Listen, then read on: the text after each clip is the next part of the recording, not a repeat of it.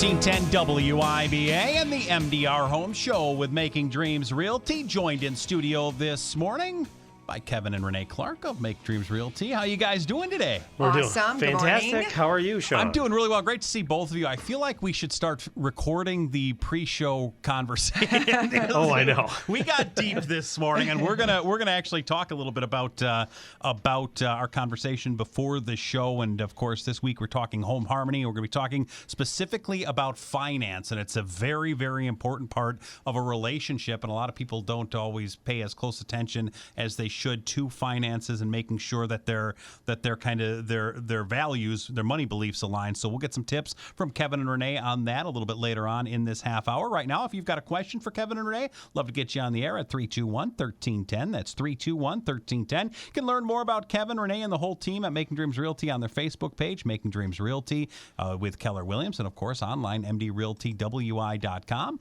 and their telephone number 480-8599. That's 480-8599.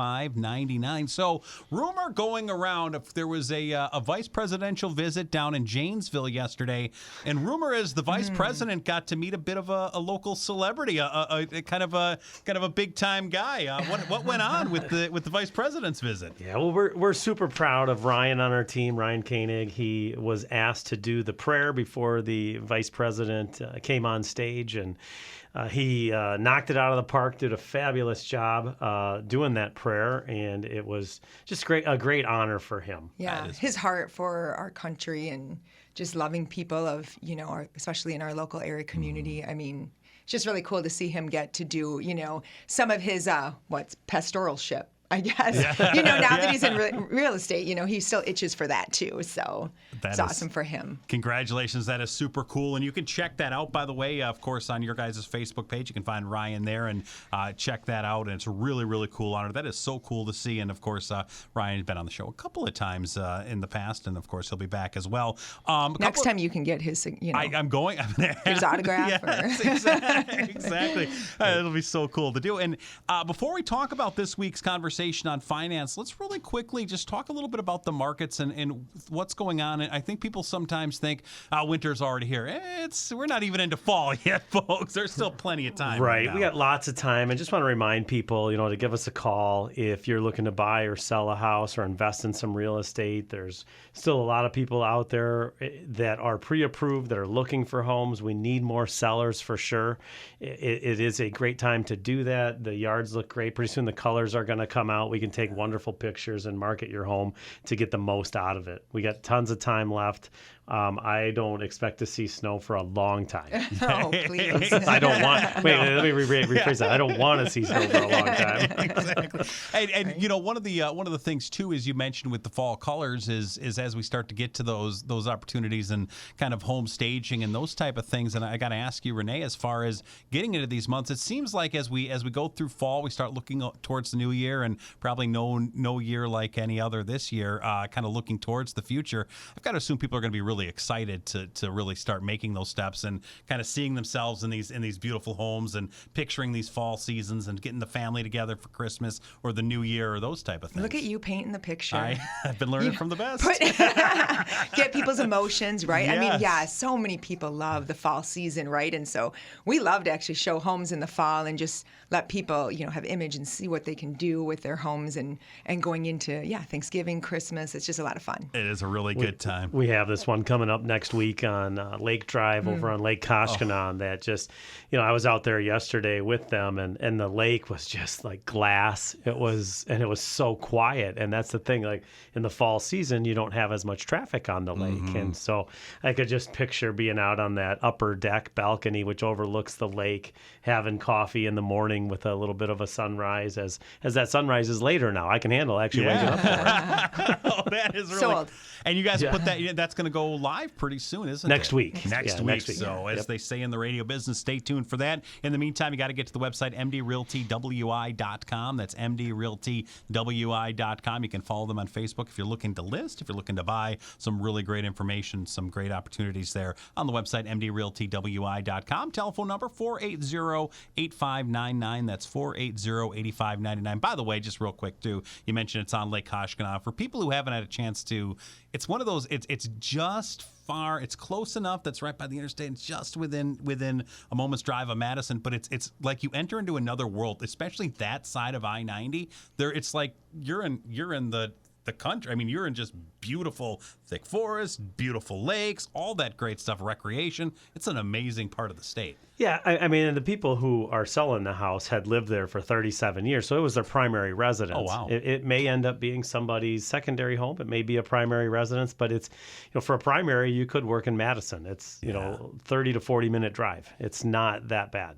And, for secondary, Chicago, it's a great trip, to come up. But 2 hours only for a cabin. That'd really, really cool. So you're going to want to keep an eye on that. Again, you guys are going to be posting it up on the website as well as, of course, online. And we'll talk probably a bit more about it in the weeks to come. That's mdrealtywi.com. That's mdrealtywi.com. Telephone number 480-8599. That's 480-8599. So, Home Harmony this week, and this is one people think, money? What does money have to do with Home Harmony? Finance is huge, isn't it? It is. And, when we got married 13 years ago and came into the relationship, I like to use the analogy, and I read it before in a book, so I didn't come up with this original content, just so you know. But the idea is, when we chose to get married and live together, that we all of a sudden we're in a boat together. And let's just call it a canoe, no motor, right? and this canoe, we were going to paddle one way or another. And it was, sometimes I try to stand up in the canoe. Yes. It doesn't work. And don't rock that boat. So then, we're going to be paddling, and then it's trying to figure out, and it took us a little while to figure out, where we were going, number one. And we'll talk a little bit about that, but also to paddle in the same direction to get there. Because if you're both paddling at different speeds, you're going to start turning and you're going to zigzag and you're not going to get there as quickly. Or if you don't even know where you're going, you could just be going in circles, paddling in a different direction. So it's a great analogy. We're going to talk a little bit about that, but just a few tips. I mean, we can start with the first one. Right. And I just want to say, too, I mean, it's well known that financial disagreements are a prime cause of arguments between couples and one of the number one causes of divorce at the end of the day. So it's really important to have these conversations and talk about them and try to mitigate some of those arguments. And so the first tip that we would like to share with everybody is really identifying your money beliefs. Yeah, you need to understand your differences, your similarities, what money means to you. Some people, money is just very fearful. Other people, they're confident in money. We've heard this one talk where they use a lot of alliteration. Like some people see money as a monster. Some people see money as a maximizer. There was like 10 or 11 of them. We won't go through all of them. However, you need to talk about it. And that's one thing that people struggle with many times is just talking about money. It becomes a sore spot, maybe from previous relationships. They could have ghosts that they don't want to talk about money. And it's something that you need to have some safe spaces with to discuss and understand what is it that you're striving for? What does money mean to you? Right. And I would say that you want to have that conversation right away. So we didn't do that. We kind of, we got married, all giddy, butterflies in the stomach. We're so happy, and then, but, so along the way, months down, you could start having these interesting conversations. Like, for example, something that's really important and near and dear to my heart is being able to celebrate Christmas in a way that I want and spend money. I like to spend money on that particular event, and I don't want to get in a fight or argue. She loves stockings. I love stockings. Oh, really? and we're talking about the Christmas stockings. But the stuff that goes in the stockings, to me, sometimes they're like it's little filler, cheap toys, filler stuff, and I'm thinking they're just going to end up in the garbage. I'm the logical thinker, and like why would we spend money on that? Yeah. But to her, it's just to bless the kids and to watch their faces, and I've grown to love it. But the stress that we had on it early on in our relationship is we didn't save money to spend for Christmas ahead of time. And we ended up spending a bunch of money on Christmas and then having to pay for it after the fact. Well, and not only that, we didn't see eye to eye necessarily. We didn't come to a compromise on what it should look like and what our beliefs were and why. Correct. And we've talked about this in the show before, why Christmas was a really important time for me, historically with my family as I grew up. And that was a really fun moment for me, and so it just became part of my natural traditions to want to do that. And so yeah, I mean, we just had to understand both of those things. We did, and once we did, and we set a budget for Christmas and started saving for it ahead of time, my stress level went way down. And we enjoyed it more. I still, when we shop together, it wasn't always great. I've gotten better and better over the years. We can talk about that in another show. That's a whole nother How to shop topic. with your spouse for Christmas. Yeah. Is there something too important as and Kevin? I know you're a big Thanksgiving planner, so we'll get to that as a Lions fan. But did I say that on the air? It's all right. It's all right. Oh no. Oh no, no. But is there something too? We talk about? You guys mentioned maybe early on having this conversation about it's a trust thing too. Is trusting each other, but also trusting the plan and trusting kind of that overall these are going to be our roles and having faith in that system. That's a big foundational thing as well. It is, and it helps to alleviate those arguments over finance too, and just taking part and being, sharing in the responsibility of your home's finances, understanding where they're going, what's happening, and that's going to lead us to the second tip too, which besides getting in that boat and finding those common goals and stuff like that. And number one, when you talk about the finances and getting to where you are rowing in that same direction. Now, number two is you've got to identify your spending habits and figure out where is your money going. And this isn't an easy one. When we started doing this early on, it was you have to figure out your own system. Now, we used a small notebook that was really easy to carry around. You could actually put it in your back pocket. And You're making us sound old right now. I know. There's probably an app for this. There's an app for everything. I found a UV light app. It didn't work for the windshield repair guy, but I still found one. Yeah. Anyway, we walked around with a notebook and a pen or a pencil, and we just tracked everything we spent. But we gave ourselves an allowance prior to tracking, so that the stuff that we spent from our allowance didn't have to be tracked. So we weren't like at each other about, you spent what on what?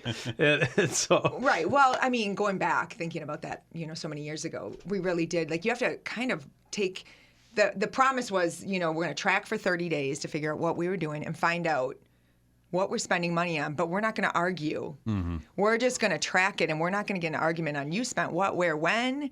We're just going to say, here's what this is what, I spent how much on coffee? I don't know, maybe too much. Well, it's funny when you're writing it down, you start to think, and you're getting ready to go in to buy a coffee at Starbucks or something, and you go, I could just have that at home. Yeah. And then I don't have to write it down.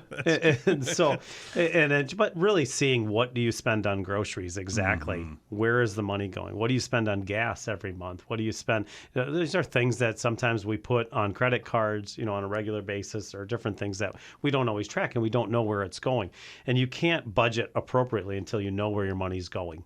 And it's really, you mentioned kind of having that baseline as well as saying, okay, this is who I am and this is who you are. So we, rather than going into it saying we are going to restrict, we're going to use this as kind of our baseline to say this is the type of person we are, and we'll work from there. And I think it's a really, really good way to approach that stuff. We'll continue our conversation with Kevin and Renee Clark, of course, coming to us from Making Dreams Realty with Keller Williams. The website, mdrealtywi.com. That's mdrealtywi.com. Telephone number 480-8599.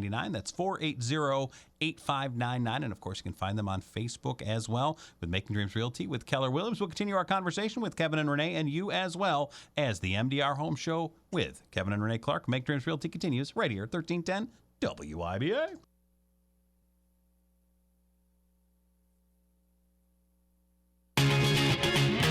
This is the MDR Home Show with Making Dreams Realty, hanging out with Kevin and Renee Clark from Making Dreams Realty by Keller Williams. The website, mdrealtywi.com. That's mdrealtywi.com. Telephone number, 480-8599. That's 480-8599. Talking home harmony this morning, talking specifically about finance and the importance of having that plan and understanding each other when it comes to building that relationship and building that trust and making sure that you have things like your money beliefs are aligned, that you're tracking your spending. A big one, too, is emergency fund, and we'll get to that in just a moment. I was telling you guys before the show kind of how my wife and I work things. I am I don't know what it is. Money is just there. I don't really, I've never been really, not that I've been bad with money, but I was never good with money. Like I was always one of these people, and her and I met when I was in my 20s. So, I was living in an apartment. I had a car that was given to me, so I didn't have any car payments, anything like that. And I just literally put money in the bank, and when I need some, I take some out. And when her and I started dating, she said, this isn't going to work. Right. You had that money as a mystery mentality. Exactly. Yeah. And she took over, and I mentioned to you guys is I probably, if I looked, I could probably find out. But like, I don't know when I get paid. I don't know. Like, she literally handles 100%. She pays all of our bills. She handles all of our savings. She does all that stuff, and she loves doing it that way. And I love the fact that I don't have to do it now. Most people that may not work, but I think that's going back to that money belief stuff is you've just, whatever you choose, you've got to be on the same page and both be committed to that. Yeah, if we go back to the analogy, of being in the boat, I don't even think you have an oar. No. She's just doing the rowing, and so at least she knows where you guys are going. Right. The problem is like you said, she's very worried that what would happen if she wasn't around. Oh, yes. To you and your son. Well, and I think what you also mentioned, though, too, is that the two of you communicate about it, though. You're still communicating, and you have committed to not necessarily arguing with her about it. Never. She just says, here you go, here's some money, this is your spending for the week. And that was, another key thing when you're talking about creating your budget. Be sure to give, at least at the start of, doing this whole, process, is giving each other an allowance, a small amount of freedom money. You can spend buy the coffee if you want. You can, go to the Badger game. You do a few things so that you can get your nails done, Sean. That mani-pedi, yeah. So, and then and one of the final important things to talk about when it comes to this, and I think this makes just life easier having this, just knowing that it's there, is the importance of an emergency fund. Yeah, as part of the tracking the spending, what you're doing by tracking is you're going to create a budget, and when you create that budget, the budget part of it has to be that you got to figure out how to not spend more than you make. Right? And so you got to have some room in there that you can save. And then when you start saving, you need to create this emergency fund. And research shows from the NORC Center for Public Affairs that 2/3 of Americans struggle to scrounge up $1,000 in an emergency. 2/3 of Americans. I mean, that's just $1,000. And so, the whole idea of creating this emergency fund is to lighten that stress. If the fridge goes out or the dryer goes out and you need to get it fixed and it costs a few $100, does that totally blow your budget for the month? And you have to put it on credit card and then figure out how to pay for it later. And if you have a number of them, pretty soon you're like, well, we can only pay the minimum payment. And you just can't get out of this debt spiral. So it's really budgeting first. Make sure you have some room in there. Then you're going to create this emergency fund and do it systematically. Have a goal. And this is what's great is, you're like, as a couple, we want $1,000 in an emergency fund. We need to put it in an account that we know we won't touch. And we're going to do that by when? Right, yeah. And I think too, like this goes back to the whole money beliefs when you're having that first conversation, because you really want to understand how each other feels. I do need more safety than Kevin. Like, that's just my personality. And so it was really important for me to say, here's our emergency fund, and here's how much I believe we should strive to have in it, where he's a little bit more freer than me on that. And he'd be like, oh, I'll go make more. I'll just go make more, like if something happens. So we had to come back to that common ground too, again. So you go back to that conversation, which is so important at the very beginning, is to have that conversation of what your beliefs are when it comes to finances. It's interesting too when you mentioned the emergency fund. I know there are some that talk about emergencies are rarely emergencies as well. Is things like, you mentioned things like having to repair the dryer or the furnace, those type of things. Nothing lasts forever. Those are all things that are going to have to happen eventually. So correct. I think a lot of times we have this idea as well. It's an emergency. Well, the timing was probably not ideal, but the event itself, these things do happen, and I think when it comes to stability, when it comes to happiness, when it comes to that home harmony you guys talk about, I think things like an emergency fund just make things easier to know that if God forbid something comes up tomorrow, the car just dies for some reason, you're not in a tough spot, you're not in a lurch making rash decisions. You've got a good cushion there to really keep you sustained. Yeah, and the $1,000 is just a starting point because 2/3 of people don't have it. So have some sort of goal in mind, and then increase it as you go. And you should strive for 3 to 6 months. Lots of financial professionals out there will say 3 to 6 months of bills and expenses, have it on hand, because what if someone were to lose a job? That gives you that cushion to find a new job and not just take the first thing that comes along. Yeah, and I want to touch on your point, Sean, because making a comment about, the refrigerator goes down. Yeah, we know that. And so you're exactly right. Once you create the emergency fund and then you create some savings, and it doesn't have to be emergency. Actually, we would not use our emergency fund for getting the refrigerator now. Maybe we would have when we started because we didn't have that foundation, but we have grown that emergency fund to become, maybe it's a health thing, right? A health crisis happens in your life and you need to be able to take care of things. Maybe someone loses a job and you don't have monies coming in for a few months. So you have to think about all of those different things, but you're exactly on point with that. Really good stuff. Great show as always. Kevin and Renee Clark come to us from Making Dreams Realty. Again, the website, mdrealtywi.com. That's mdrealtywi.com. Keep an eye on that website as well. Coming soon, that beautiful house on Lake Koshkonong. There's also some great stuff up there right now. You got to get to the website. Follow them on Facebook as well at Making Dreams Realty with Keller Williams. The telephone number, 480-8599. That's 480-8599. Kevin, Renee, always great to see both of you guys. Have a great day. You too. Dan O'Donnell comes your way next here on 1310 WIBA.